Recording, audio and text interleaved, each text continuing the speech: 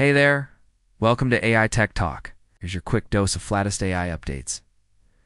First one, OpenAI's next big model, GPT-5, could drop as early as August. CEO Sam Altman even said he felt useless next to its performance after a demo. Imagine. A leap in reasoning, memory, and multi-step logic that will redefine what's possible with chatbots. Next, Anthropic just unveiled groundbreaking autonomous audit agents for AI safety.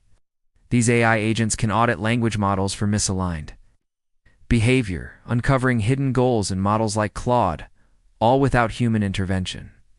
This is a massive step towards keeping powerful AI is ethical and under control at scale. And list one. Donald Trump just revealed a bold AI action plan to accelerate U.S. tech leadership.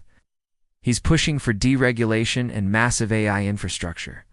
Growth, signing orders, supporting chip exports, and supercomputer builds. Could this fast-track American innovation? That's a wrap for today.